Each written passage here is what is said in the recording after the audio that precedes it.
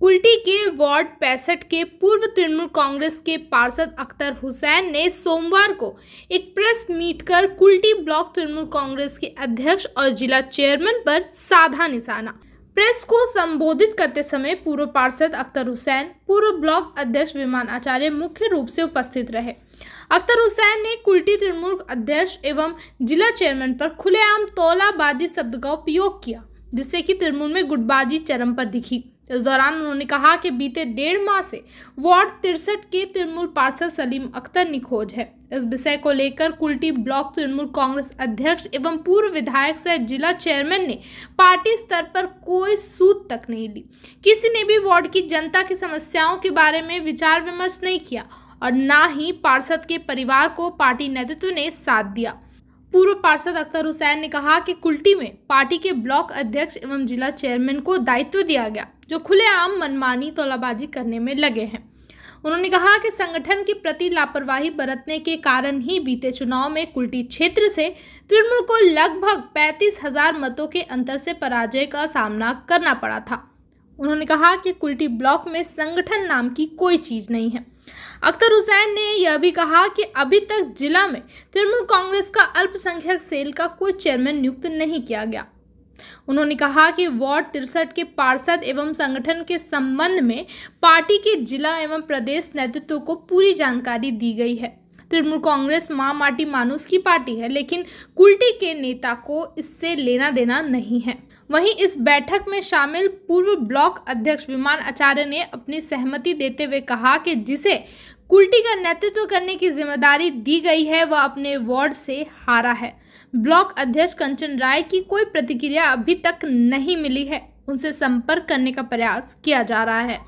Minority cell chairman है, district chairman নাই, কার দায়িত্ব আছে এটা? পার্টি চেয়ারম্যান রয়েছে, কিন্তু মাইনরিটি সেলে চেয়ারম্যান নাই। এখানে মাইনরিটি সেলে চেয়ারম্যান কোথায় আছে? আপনারা কি এখানে পুরো পরিষেবা থেকে তো পুরোপুরি বঞ্চিত হচ্ছেন, তো মেয়রকে কি জানিয়েছেন? মেয়রকে জানিয়েছি, আমরা মেয়রকে বলে দিয়েছি। উনি কি বলছেন? উনি একটু এখন শতাব্দী ভান্ডারীকে দিয়ে কাজটা করাচ্ছে, পাবলিকে যে সই ফই আছে ও করছে। আমাদের মেন উদ্দেশ্যটা হলো এইখানে কুল্টিতে যে আছে পুরো পার্টিকে চেঞ্জ করা, পার্টিকে চেঞ্জ করে নতুন লোককে নিয়ে আসার পর পার্টিকে যে আমাদের 35,000 যে মাইনাস হচ্ছে ওকে কিভাবে মেকআপ করা যাবে ওটা নিয়ে আলোচনা করা। ইউনিয়নটা বলে কিছু নাই ইউনিয়নটা। কোনো কারণবশ ওয়ার্ড নাম্বার 60 তো কাউন্সিলর সলিম আক্তার ওয়ার্ডে নাই, কর্পোরেশনকে কিছু জানায়নি। উনি আউট অফ স্টেশন আছে, এখন পর্যন্ত কোনো খবর আমরা পাইনি যে কোথায় গিয়েছে, না কোথাও কোনো অভিযোগ আছে। কিন্তু মানুষ এখানে যারা ওইখানে থাকছে তাদের কোনো রকম অসুবিধা না হয়, সেই আসানসোল মহানাগরিক বিধান উপাধ্যায়ের নেতৃত্বে ওইখানে যে আশেপাশে ওয়ার্ডগুলোতে কাউন্সিলর আছে তাদেরকে অ্যাডভাইস দেওয়া হয়েছে এবং ওই বড় বড় চেয়ারম্যানকে দায়িত্ব দেওয়া হয়েছে এবং মেয়র সাহেব নিজেরও ওয়ার্ডের দায়িত্ব নিয়ে মানুষের সমস্ত কাজগুলো ডেভেলপমেন্ট থেকে শুরু করে স্কুলের মিড ডে মিল থেকে শুরু করে যত রকম কাজ আছে সেই কোনো কাজে বঞ্চিত না হয় সেই কাজগুলো করা হচ্ছে।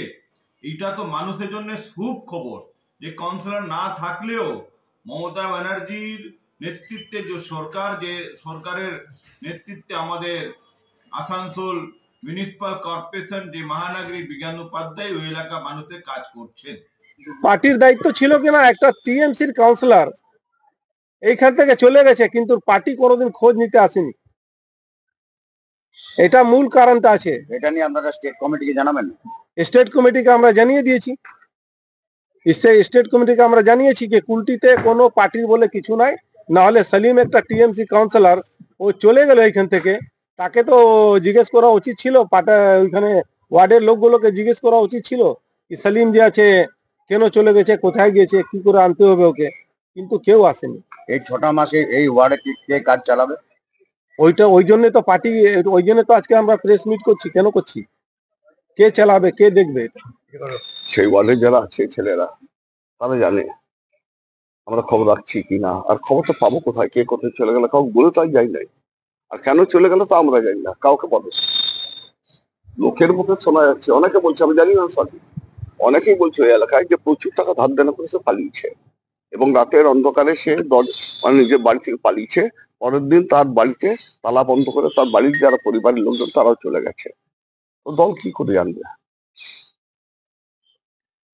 আর আরেকটা কথা বলছে, ওদের যেটা বক্তব্য, কুলটিতে সংগঠন বলে কিছু নেই, না সে নাই, ঠিক আছে। বলছে 35,000 ভোটে আমরা পিছিয়ে আছি। হ্যাঁ। এবং চেয়ারম্যান নিজের ওয়ার্ডে পর্যন্ত 10,000 ভোটে পিছিয়ে আছে। গুরুত্বহীন কথাবার্তার কোনো গুরুত্ব নাই। 10,000 ভোটে আমার ওয়ার্ডে পিছিয়ে আছে, লেখে লিখ না, গিয়ে রেজাল্ট গুলো বার করুক। আর 3টে ওয়ার্ডের দায়িত্ব যারা নিয়েছিল তারা কি করেছে সেটা বের করুক। একমাত্র এলাকার মধ্যে আমার একটা ওয়ার্ড, যে এই ওয়ার্ডে যেখানে থাকি সেটা একমাত্র ভোটে লোকসভা ভোটে একমাত্র জিতেছিল। এই ওয়ার্ডে এই এতগুলোর মধ্যে একমাত্র জিতেছিল। আর বিধানসভা ভোটে আমার ওয়ার্ড থেকে 800-র বেশি ভোটে লিড দিয়েছিল। ওর যেটা বক্তব্য যে আপনি সংগঠনের উপর কোনো রকমের ও ঠিক আছে, ওর গুরুত্ব নেই, গুরুত্ব নেই। আমি তার টিএমসিটা করে বিজেপি করতে যাই না, আমি টিএমসি করে বিজেপি করতে যাই না। ওদেরকে নেতা বলে যারা নিয়ে নাচছে নাচুক, তারা আবার কনফার্ম করবে। আমি ওসব গুরুত্ব দেবো না ভাই, আমি কিছু বলতেও যাবো। আমি যখন ব্লক প্রেসিডেন্ট ছিলাম তখন কিন্তু 56,000 ভোটে না হার ছিল পার্টি, সেইটা আমি মেকআপে নিয়ে এসেছিলাম। 374 আমরা হেরেছি।